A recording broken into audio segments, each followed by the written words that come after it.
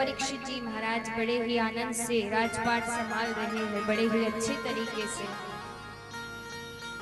जब परीक्षित जी महाराज की महाराज आधी उम्र हो गई तो उन्होंने सोचा कि अब तो मुझे प्रभु का भजन करना चाहिए।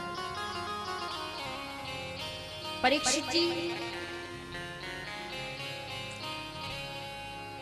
एक स्वर्ण मुकुट जो कि कौरवों से महाभारत के युद्ध में जीता गया है, वो स्वर्ण मुकुट अपने मस्तक पर धारण करते हैं और वन में निकल जाते हैं भ्रमण करने। जब वन में गए जाकर के देखा तो उन्होंने क्या देखा कि एक बैल और एक गाय आपस में बात कर रहे हैं। अब ये बैल और गाय कौन है, जरा ध्यान से सुनिए। ये जो बैल है ये है धर्म।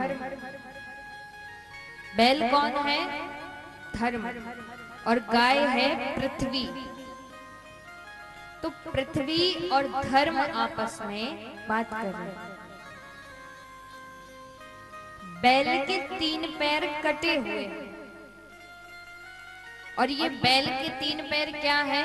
ये धर्म के 3 चरण हैं जो कलयुग आते आते नष्ट हो चुके। देखिए, पहले धर्म के 4 चरण थे। कौन कौन से? सत्य, दान, दया और पवित्रता। कौन कौन से? सत्य, दान, दया और पवित्रता। और जैसे जैसे कलयुग आता गया महाराज, सतयुग में 4 चरण थे, त्रेता युग में 3 रह गए, द्वापर में 2 रह गए और कलयुग आते आते तो 1 ही चरण शेष है। इस कलयुग में कोई सत्य नहीं बोलता। इस कलयुग में कोई सत्य नहीं बोलता। कलयुग में पवित्रता भी समाप्त हो चुकी है। कोई किसी पर दया भी नहीं करता। तो महाराज बस 1 ही चरण शेष है और वो है दान का। केवल दान का चरण शेष है। तो बैल के 3 पैर कटे हुए हैं और महाराज पृथ्वी जो गाय का रूप धारण किए है वो बड़ी जोर जोर से रो रही है, रुदन कर रही है। बैल कहता है कि तुम क्यों रो रही हो? क्या तुम मेरी दशा को देखकर रो रही हो? बैल कहता है मेरी ये दशा तो मेरे कर्मों से हुई है, इसमें किसी का दोष नहीं। इतने में परीक्षित जी महाराज आए, आकर के बैल से कहते हैं कि तुम्हारी ये दशा किसने की? और महाराज इतने में उनके मध्य एक बड़ा काला काला सा व्यक्ति प्रकट हुआ। परीक्षित जी ने उससे पूछा कि तुम कौन हो? तो वो कहता है कि मेरा नाम है कलयुग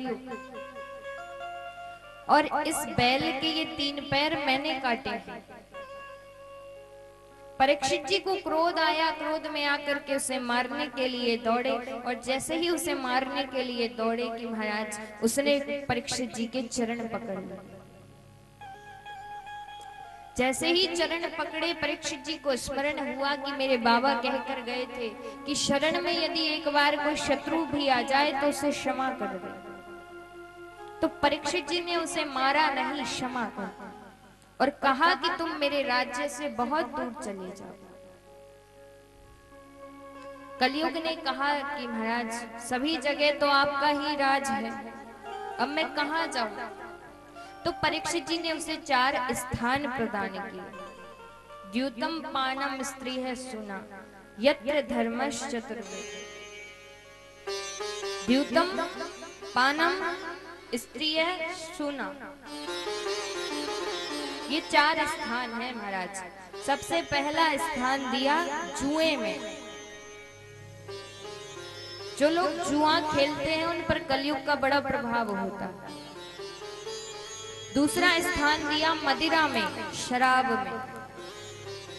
तीसरा स्थान दिया पर स्त्री गमन में, जो पराई स्त्रियों का संग करते हैं। और चौथा स्थान दिया हिंसा करने वालों में, जो जीव हत्या करते हैं। कलयुग ने देखा कि महाराज जब तक प्रजा के राजा पर मेरा प्रभाव नहीं होगा तब तक प्रजा पर भी प्रभाव नहीं हो सकता। और परीक्षित जी ना तो जुआ खेलते हैं, ना मदिरा पान करते हैं, ना पर स्त्री गमन करते हैं और ना ही हिंसा करते हैं। तो जब तक इन पर मेरा प्रभाव नहीं होगा तब तक प्रजा पर भी नहीं हो सकता। कलयुग ने कहा महाराज ये चारों स्थान तो ठीक नहीं है, कोई एक अच्छा स्थान दो।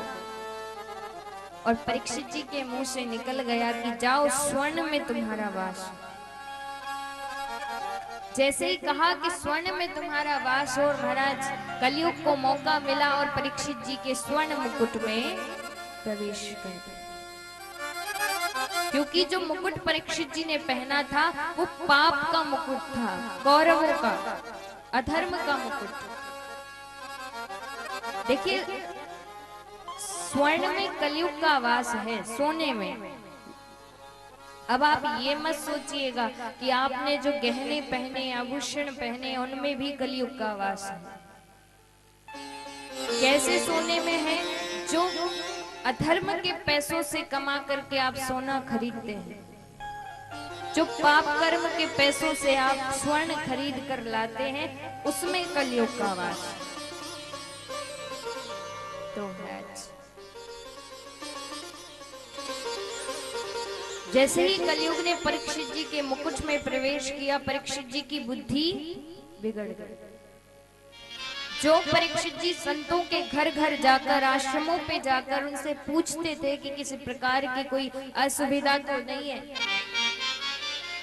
उन्हीं परीक्षित जी से आज संत का अपमान हो जाता है। परीक्षित जी समिक ऋषि के आश्रम पर गए और जाकर के उनसे जल मांगने लगे कि मुझे प्यास लगी है, मुझे जल पान कराओ।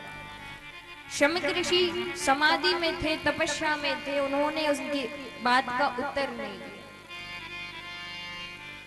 परीक्षित जी को लगा कि ये तो ढोंग कर रहे हैं, जानबूझकर नहीं उठकर आ रहे हैं। तो शमिक ऋषि के गले में कहीं से मरा हुआ सर्प लाए और उनके गले में डाल दिया। परीक्षित जी वहां से चले गए। जब शमिक ऋषि के पुत्र श्रृंगी ऋषि आए, उन्होंने देखा कि मेरे पिताजी के गले में ये सर्प किसने डाला।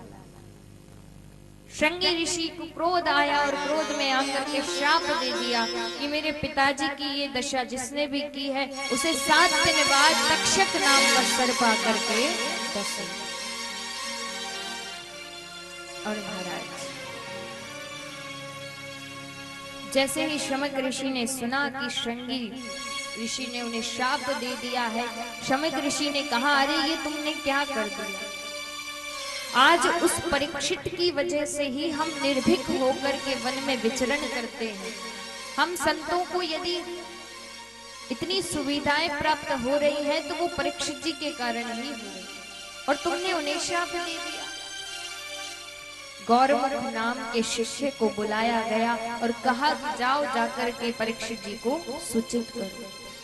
गौरमुख नाम का शिष्य गया, जाकर के परीक्षित जी से कहता है कि आपको 7 दिन बाद मरने का श्राप लग चुका है, 7 दिन बाद आपकी मृत्यु निश्चित है। आप विचार कीजिए, यदि आपको कोई अचानक आकर के कहे कि भैया तुम्हारी मृत्यु 7 दिन बाद होने वाली है, तो आपके मन में सबसे पहला विचार क्या आएगा?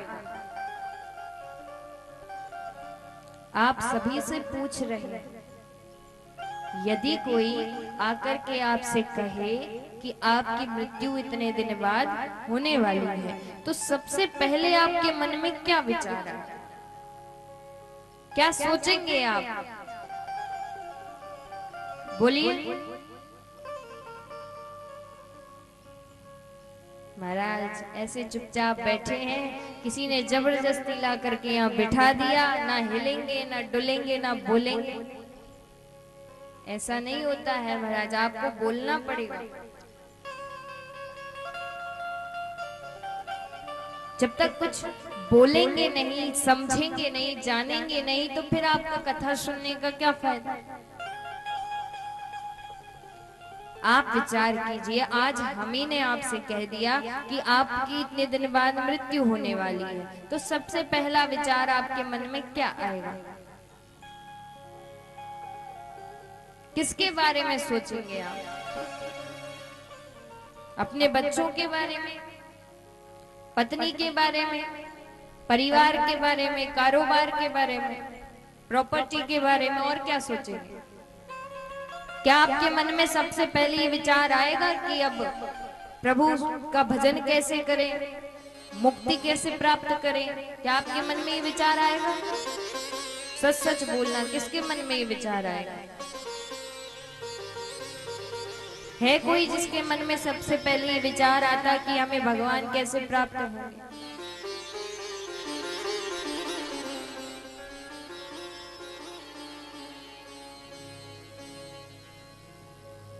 अगर आपके मन में ये विचार आता तो आप सबसे पहले उत्तर देते।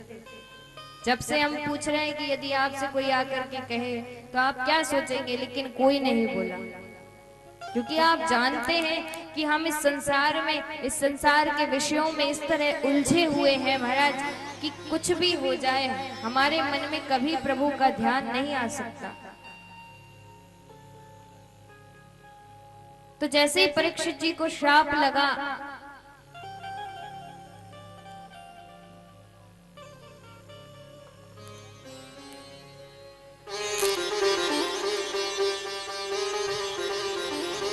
तुम है परीक्षित जी को श्राप लगा। परीक्षित जी वन में चले गए, वन में जाकर के तपस्या करने लगे, अपना सब कुछ छोड़ दिया।